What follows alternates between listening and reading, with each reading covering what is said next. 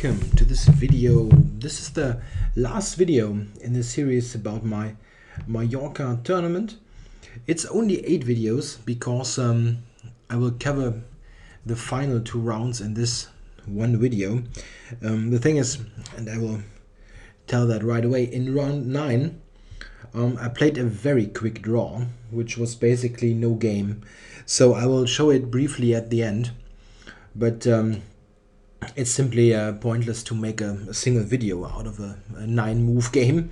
And I will also explain to you why this really wasn't a full fought game, this 9th round. But let's get to round 8 first, because this was an interesting full game. Yeah, round 8. At that point, it was clear that I couldn't score a Grandmaster norm anymore. It was very tough in the first place, but by that moment it was even mathematically impossible. Even with 2 wins in round 8 and round 9, I would have gotten to 7 out of 9, which is a fantastic score, but it still wouldn't be enough to get to this desired 2600 performance rating. It's simply very tough demand, this 2600. So this game was basically, yeah, let's say a free roll. I wanted to, of course I'd like to win, but it's not like I needed to do anything, or I needed to go all out for a win. I just wanted to play and see what happens. However, and this is interesting for the course of the game, my opponent, a younger Spanish player called don't let me confuse this. What's his first name? Santiago González de la Torre. González de la Torre. It is not visible here. The name is too long for the ICC software.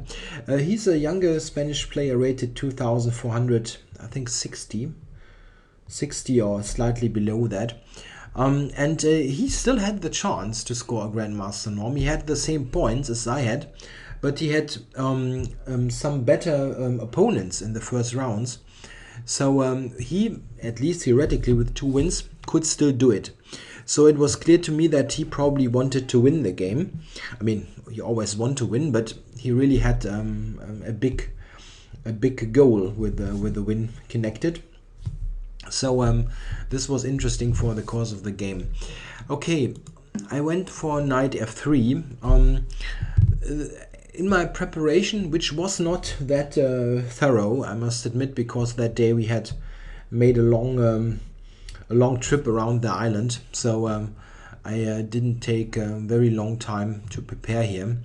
I saw that he mostly played the Slav, and well, I did basically do a coin toss. If I start with d4 or knight f3, at the end I went for knight f3, and he had here always played c6 in my prep, and after that, after c6, I had planned, I mean he didn't do that, but I had planned to play one of those queen b3, queen c2 lines that you probably have seen me play in and blitz as well. However, now he played e6. Of course, a perfectly good move, but I didn't expect this specific move order. And now I had a slight problem. I don't like very much to play. You can play it, but I didn't want to go for this without any preparation, without knowing what line he is playing. And yeah, well, this I also would like to play, but I had seen in the prep that he had played this, yeah, from another move order, of course, from the Slav move order. So he had played this a number of times, and after this he had taken. So yeah, I wasn't sure what to do now after this e6. Of course I can play the Catalan, but yeah, at the end I decided to play bishop g5, which is an interesting move order trick. Yeah, trick. It's not like black is tricked into something terrible, but it's just it's an interesting way to deviate. What's the point? Yeah, if he wants to play yeah, something that is not a declined queen's gambit, like bishop e7, then black now yeah, needs to yeah not a very good sentence. How do I start here? Okay, he's not playing bishop e7. It's not in his repertoire, but the semi-Slav is in his repertoire, like with c6. However, c6, now I can play here, or I can also play here and cover c4. So he cannot play the Botvinnik, yeah, this capture on c4. If he takes now on c4, I have an additional idea with queen a4 check, just regaining the pawn. Yeah, keep it simple approach. Yeah, and what else is there? The main way that semi-Slav players handle this is h6, and this is what he played. And after that, I could take and play into this line. This is what happened in the game. And this is a line that he hadn't played before. He had played this this Botvinnik line with an early capture on c4. So I thought maybe, okay, I don't know much about this, but maybe his knowledge is also limited. The funny thing is, yeah, well, I really didn't know any specific theory here, only from what I had seen in Grandmaster games. And still we managed to play out 20 moves of theory. Quite remarkable. Okay, e3, covering c4, and he went knight d7, bishop d3. Yeah, white, I knew has tries to yeah, sort of play for a tempo gain, so that you can probably take with one move on c4, but black has various waiting moves as well. So bishop d3, this is the absolute main line. He captured and now played g6. Yeah, this is the modern way to play this. I mean, modern from the early 90s, I would say. In former years, they very often played with bishop d6 here, and then e5 at some stage. But g6 is probably just the better move. The idea is to set up a position like that. Bishop on g7. Can put these moves on the board. The bishop on g7. The queen on f6 is, of course, slightly misplaced. It will very often just drop back to e7. And then the bishop is nicely placed on g7. It can support an e5 move and c5 move. Yeah. Always note that black has the bishop pair. So long term, black is probably in quite good shape. The short-term compensation, however, for white is that white has a very nice quick development and good central control. Yeah, can play e4, which I did. In fact, this combination of e4 and early rook c1 is already a sideline, but I really didn't know what what the exact move orders are here. I knew that there are moves like that, rook c1, rook e1, and I just tried to play natural moves, putting things in the center. Yeah, queen e7 is a normal looking move. Rook d8 is also played, it seems. What yeah, I looked at this later, obviously. I really didn't know anything. Yeah, rook e1, centralizing this piece. And I vaguely remembered that this is sometimes played. It's in another position though. I confused matters. I think, generally speaking, if you want a hint what to do, probably the direct e4 is the most interesting way to play. This is how it is done in most games nowadays. Yeah, well, okay, we played this rook c1. And here he went rook d8. Yeah, and here it dawned on me that maybe this isn't too great, what I set up here. The rook is opposite the queen. And yeah, well, okay, I need to move the queen probably. So I went to e2. That's not the only move, it seems, but it had been played before. I mean, funny enough, I discovered that there are games with this position, and even a couple of more moves are known. Yeah, here he played the immediate c5. Yeah, I cannot say it surprised me, but I was more, yeah, reckoning with b6 or a6, these kind of ideas, trying to expand on the queen side and only then play c5. But c5 is perfectly good. I mean, no question. After a move like b6, it comes into consideration to yeah, at some stage maybe just exchange with bishop a6, you know, and get rid of the bishop pair. The other idea is, or for a general setup, is like e5 and putting the bishop on e4. However, white always must be very careful with those kind of advances. The pawn on e5 can also prove to be a liability in the long run, as the c pawn and the d pawn maybe get exchanged at some point after c5. And then if there is no d pawn, e5 can easily become a weakness, attacked by the knight, attacked by the bishop. It's a very very tricky business sometimes, this advance. He went c5, however, and it's a perfectly normal move and has been played before. Yeah, d5, pretty much a given. I have no other move really. Yeah, I cannot. I mean, the problem is I need to have some compensation for the bishop pair. And in a symmetrical position like this, it can easily happen that black long-term can use his bishops with a6, b6, bishop b7, and so on. So my idea was that after d5, it's yeah, I'm threatening d takes e6, and black plays knight b6, which is the most natural move. Bishop b3 and ed5. This was played and is by far the most logical continuation. This happened, and now my compensation for the two bishops is that I have a very strong bishop on d5, and it's pretty much impossible for black to ignore this piece. You almost have to exchange it with bishop e6, which is what he did. Also, you don't have any way to develop your bishop. I mean, if you are very stubborn and try to keep it, yeah, you can play, yeah, rook b8, b6, bishop b7 is still an exchange. You simply have no place to put the bishop without having it exchanged. Bishop b6 is just the natural move. Yeah, and here it's quite funny. I actually really found a game with this position. So we played 18 moves of known theory in a way, without knowing it. He also said that it felt very natural to him, but not like he knew that it was played before.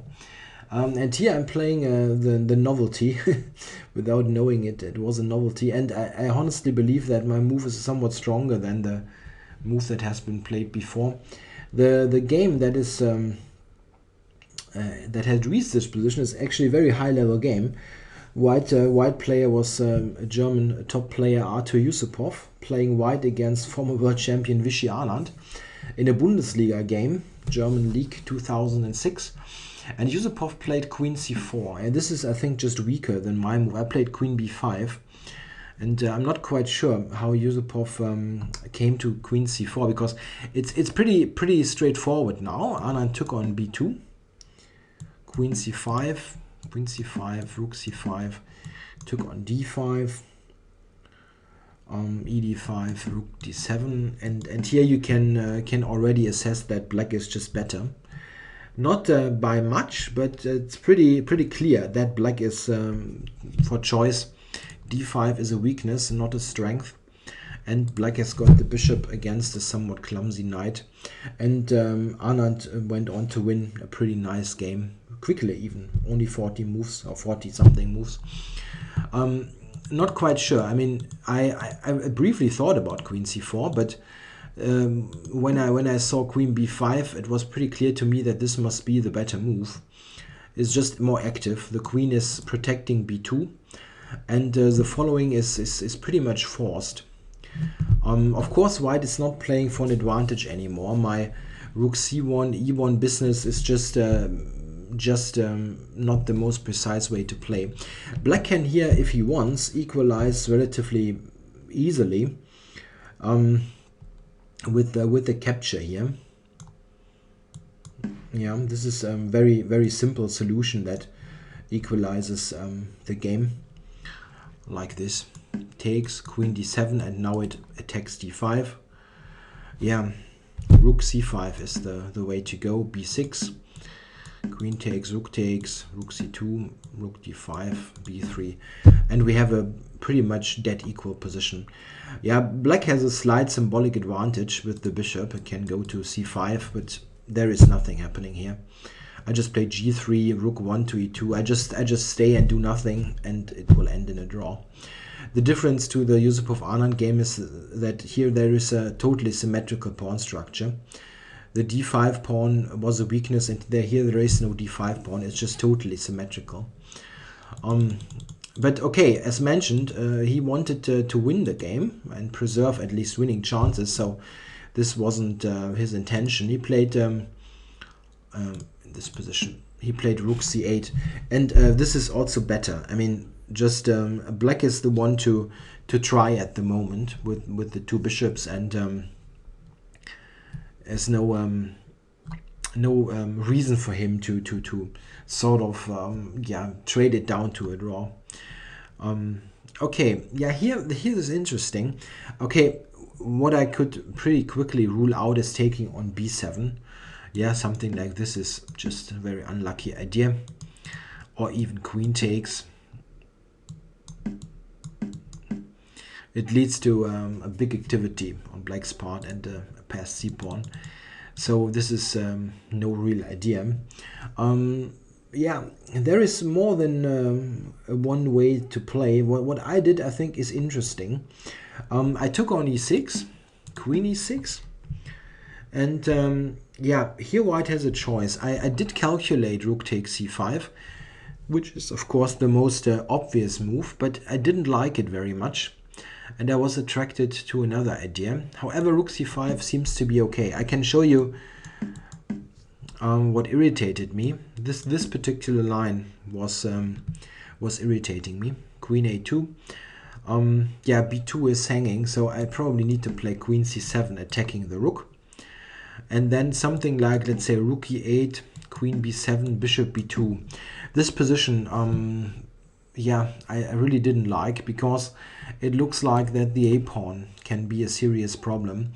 However, with a move like queen d7 here, white is getting lots of activity with the queen, and probably he has no serious problem. The pawn is on a7. It's very far behind, and it seems that let's say black plays rook b8 here, for example, then stuff like e5 and e6 can secure enough counterplay. Yeah, it's probably no real problem. I was attracted to another idea though. I mean, when I saw the move, I thought, well, this is interesting. Why not try this? I played e5 here, and this has some nice ideas. It cuts off the bishop, of course. Sorry. It cuts off the bishop so that it cannot take on b2 or be active in any way. And it also does a very good job of restricting black's queen. The problem is, if black moves the queen at some point, then my e pawn is even advancing further and really opening up the position to my advantage.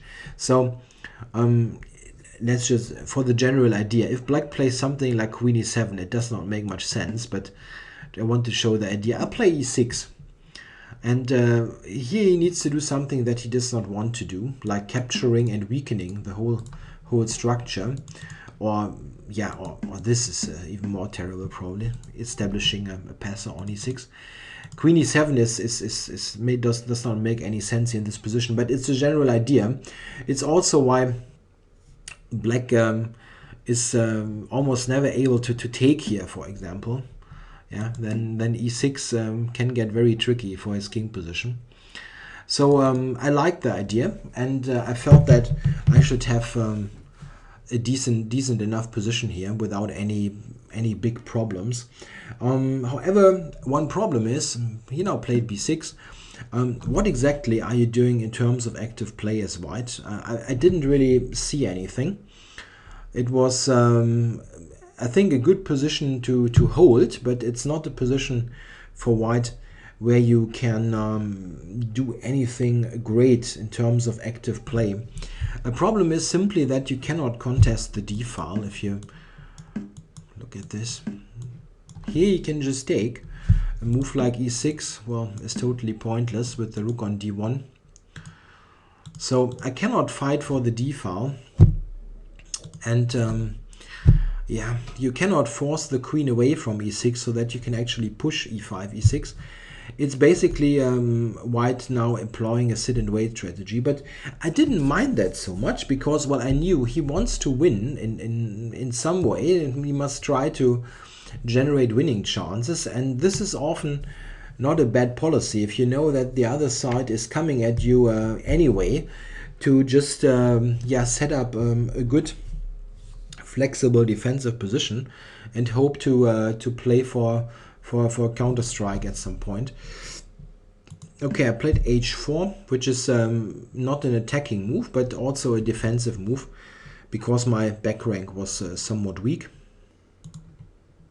Of course, the right moment there also might be h4, h5, but that's nothing that will happen too quickly. Yeah, what is Black's idea here? What he would like to do is, of course, try to set his pawns in motion, but it's not easy to do. His pawns, I mean the 3 against 2 here. But at the moment the white queen, not to before, the white queen is doing quite a decent, oops, what am I doing here? Quite a decent job of blockading the light squares. Yeah, he played rook c7 here, and intending to double on the d-file. This is of course Black's trump card. He's got the d-file, but at the moment it's not apparent what this is actually doing for him. You can go to d3 with a rook long term, but you cannot enter on d2. My knight on f3 is just tying the position together in a way. Yeah, b3 now played. I just want to make sure that there's never queen takes a2, and blocking c4 as well. It's just a move that belongs into this position. Rook d7 and queen a4. Yeah, this is was a dual purpose move. It wants to keep some pressure on a7, and maybe I can switch the queen over to f4 or to e4. Not a bad place for the queen. Yeah, he played a5. Not an easy decision, but he thought that long term he needs to make this rook a mobile piece. It cannot be tied to the a7 pawn for all that much longer. But I really think that this is the kind of position where it's very tough to make any progress. It would be interesting to maybe look at this with a very, very strong player if there is some idea left, but I really felt, or we both felt, that there isn't much. I was basically implying a wait and sit and wait strategy, as you see, queen b5, queen a4, but yeah, I was just basically saying, okay, you're the one needs to win, show me. And well, he shuffled a bit to try to provoke things, but there is really not much happening. Yeah, I went rook c2, intending to play rook c2 e2, or maybe, if possible, trying to exchange one pair of rooks. That happened. But we should look a bit at this position. With one pair of rooks traded, I must say that I got somewhat optimistic here, that maybe I can actually do something. There are scenarios that could be really favorable for me, but it's difficult to actually reach them on the board. For example, if you look at this position and just for the moment ignore the fact that Black is attacking e5 with all pieces, then you can easily imagine a situation where White is making progress. For example, I just put this on the board. He played this move. Let's just say it does something like that, and what I'm doing now does not make much sense because e5 hangs, right? But I just want to show what I would like to set up, something like this. Yeah, black is just moving nonsense. I just want to show. Yeah, for example, something like this, a knight on c4, yeah, is a very nice piece. It is supported by the pawn. It attacks b6, and with a4 you block the b7, the b6, b5 advance. This, for example, would be very nice for White, but it's simply not possible to get on the board as Black is attacking e5 with all pieces. On the other hand, I would also like to exchange maybe the rooks, yeah, to maybe get the d-file or invade there, but this is also tricky as e5 is hanging. We see that after rook d3 and a couple of more moves. Here queen g4 was a good reply, intending queen c8, so he went back. Yeah, the queen trade is not helping me at all. I want to preserve my active queen here. Yeah, this was just sit and wait.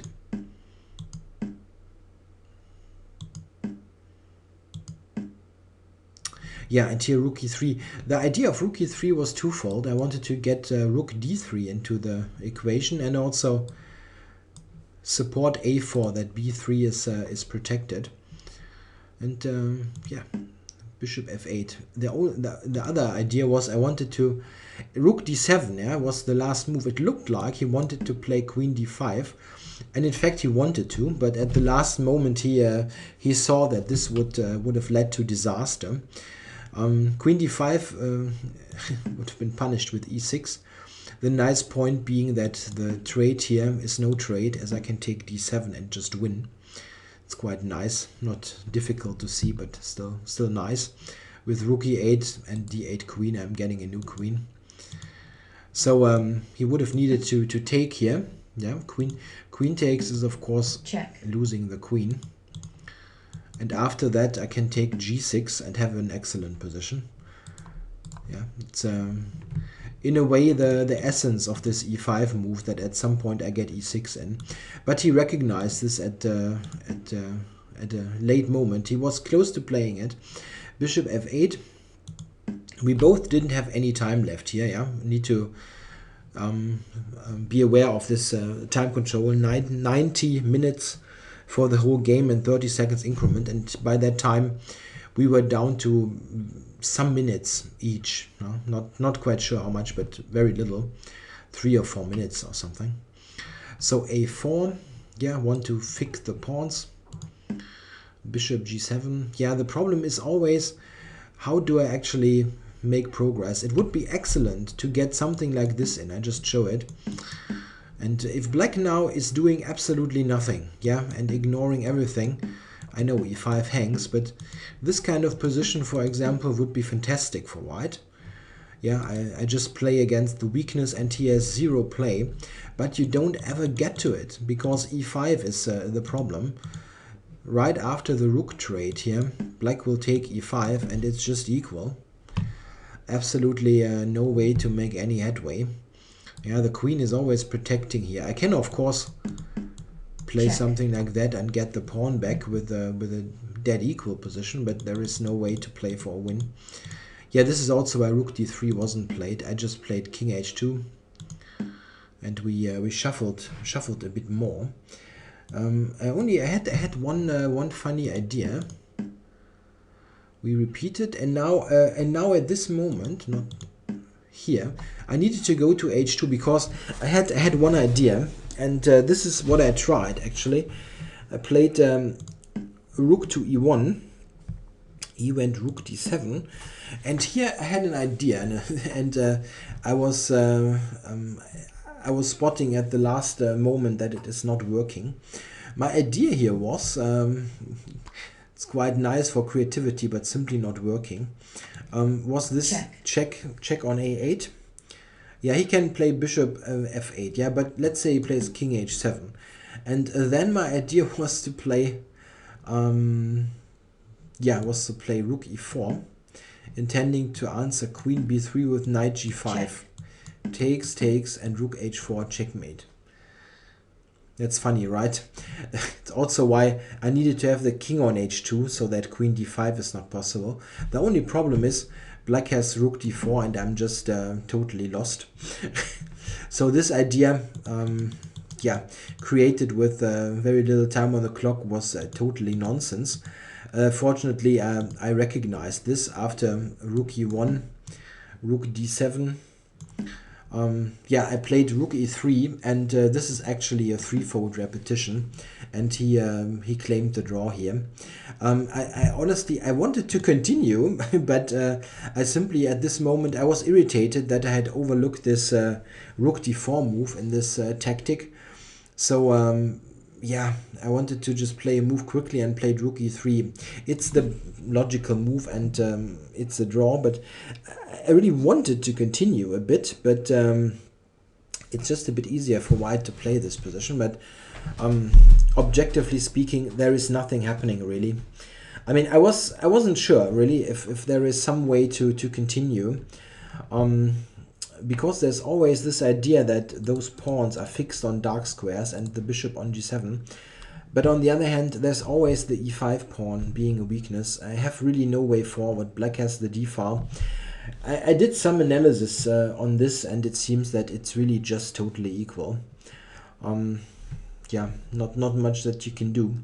It's not a very exciting game, but it sometimes just happens. I mean, I stumbled into this opening line that I didn't really know very well, and after this there is really not much else to play for than to get this flexible defensive position that maybe you can use for counter attack. But I'm pretty much okay with this. I mean, not a good opening result, but after that I think we both played a very decent game. Okay, what now for the last round, the 9th round, what you need to know is, and this is also a reason why this game in the 9th round was so short. I need to set up a new board here.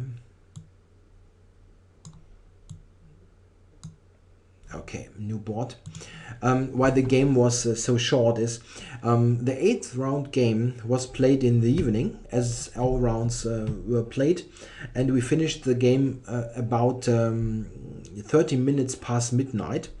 And after that, we usually had like 1 or 2 beers and ate a bit, because you couldn't really eat before the round. So in essence, you got into bed at 2 or 3 o'clock. In this case, it was close to 3 o'clock.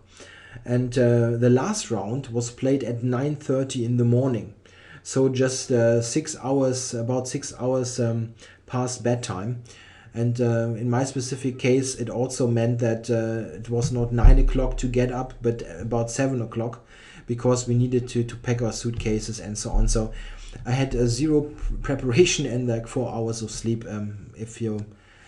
This is on the long, this on the far side of it. Probably it was even less than 4 hours. So last round I got black against Grandmaster Galego from Portugal. Grandmaster with 2470 or something rating, and he played e4. And yeah, I had only looked like a couple of minutes before, and I saw that against these moves, he always plays sidelines. He does not play the open. He plays moves like g3 and things like that. Oh, I need to enter examine mode here. This is not working. Just a moment. Sorry. So he always played sidelines, mostly some stuff like g3, which is not very dangerous really. And this is what I liked to play as black, no problem. He played knight c3, however, which was quite curious. Didn't expect that. Yeah, I wasn't sure what to do now. I didn't want to play knight f6 here, with e5 coming possibly. Not a bad line for black, but I didn't really know that. I went here because I thought, well, he does not play the open anyway, and if he would have done so, okay, I have some ideas. He went bishop b5 in this position, just staying within the territory of anti-Sicilians, not open Sicilian. Yeah, I wasn't sure what to do here. I didn't know it, but I went for e5, and I think this is a good move. It has been played before by some strong players, so not a problem at all. Yeah, here he captured on c6 very early, probably not awaiting a move like knight e7, where I cover the knight to recapture with a piece. He took there, now played d3. Okay, Very solid setup for white. Went bishop e7. And here he played the move h3, probably preventing bishop g4. Yeah, well, here I wasn't sure. Should I play knight f6? I don't know. I always think that the move f5 is the way to go here for black. If you are not in danger of being hit with a quick c3 and d4, I think you should play f5, and I did so. He took, played knight e4, regrouping the knight to g3 and then allowing this opening procedure. I played knight f6, and with this move I offered a draw, which was accepted. So, as I said, not a real game of chess, but the thing is, with 3 or 4 hours and 8 rounds and everything, I was totally tired. And don't forget, I'm playing black against the grandmaster, so it's not like I refused to play against some weaker player that I could beat easily or anything. It's always a bit of a shame that you don't take the chance to play against the GM, but I was so tired, absolutely no chance. So we both were basically glad that the tournament was over. He accepted that, and just with 2 words or 3 words, it's too early. Yeah, and it really was. It was really early with all those further rounds being played and the little time for sleep that there was. All right, I hope you enjoyed the overall coverage. Let me just sum up briefly. I had 6 points at the end out of 9 games, which was very nice results given the level of the opposition. I beat all opponents with a lower rating. There were only 3 of them who were lower rated, and I beat them. And against the IMs with above 2,400, they all were, let's say, stronger IMs than I am, yeah? Like 2470, 2460, these kind of players. And against the GMs, I played a 50% score, beating Quinis, the GM from Lithuania. Bit lucky game, but okay. I lost against Solodovnichenko, who played a very strong game, I thought. And the other games ended in draws, where I mostly wasn't in any big danger. I was mostly fine throughout the game, so I'm very satisfied with the results. There is really no use for second thoughts. Should I have done this or that? The only thing that feels bad is that I didn't find the right continuation in the round 6 game against Grandmaster Paunovic, where with the well-timed g4, I think I would have had excellent chances to win the game, which would would have been very interesting in terms of the overall tournament, as then with 5 out of 6 I would have gotten one of the absolute top guys in the tournament. And it's always interesting to play those kind of games. You never know what's going to happen. This is the only point where I really think, okay, there I could have done something much better and differently. Okay, I hope you enjoyed the series. I got lots of positive feedback for it, so I feel that it was a good decision to do this detailed coverage. On the other note, I'd like to mention that in the next couple of days, I will post of course the daily Blitz games, and I will also do a daily 15-minute game for the next couple of days. And starting on next Tuesday, this is June 3rd, there will be another super tournament, the Norway chess tournament, with world champion Magnus Carlsen involved, plus Kramnik and Aronian and all the top guys. So I will do a daily coverage for this tournament starting Tuesday 3rd. Yeah, Tuesday 3rd. Until that, I will do the Blitz and rapid stuff, but then I will do some top level game coverage. Okay, I hope you enjoyed it. Thanks for watching.